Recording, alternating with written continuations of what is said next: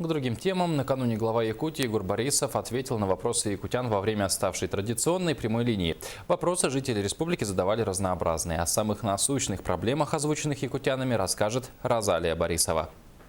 Какой станет Якутия к 2022 году? С этого вопроса начался прямой эфир с главой республики. Якутяне также интересовались строительством моста через Лену, состоянием сельского хозяйства. Жители республики касались вопросов строительства социальных объектов. Вопрос – это инфраструктура земельных участков.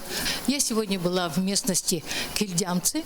Там, выделено где-то порядка 100, наверное, участков, и там посередине большого поля стоит один дом. И этот человек поселился там, купил электростанцию и живет, потому что ему жить негде. Спасибо. Вот эта работа, к сожалению, наши муниципалитеты не осилили и не осиливают.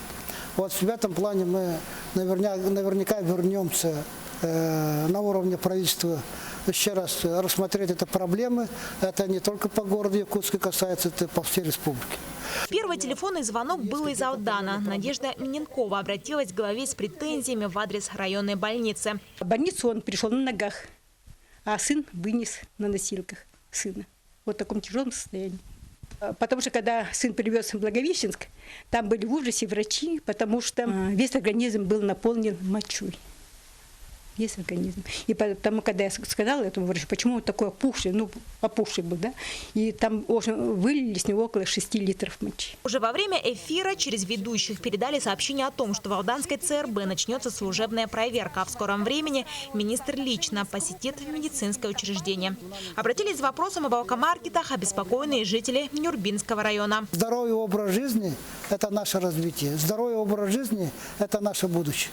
Поэтому, если кто-то не понимает, из руководителей дают разрешение, дают согласие на такие вещи, это плохо. Это я имею в виду, это вопрос я адресую главе Нюрбинского района Борису Николаевичу Попову. Если он на словах якобы ратует за здоровый образ жизни, он обычно это говорит.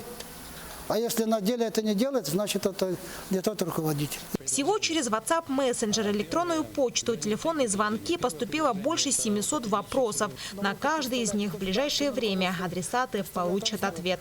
Розалия Борисова, Семен Афанасьев, Татьяна Вахнина, Сергей Шипачев, НВК Саха, Якутск, Алдан.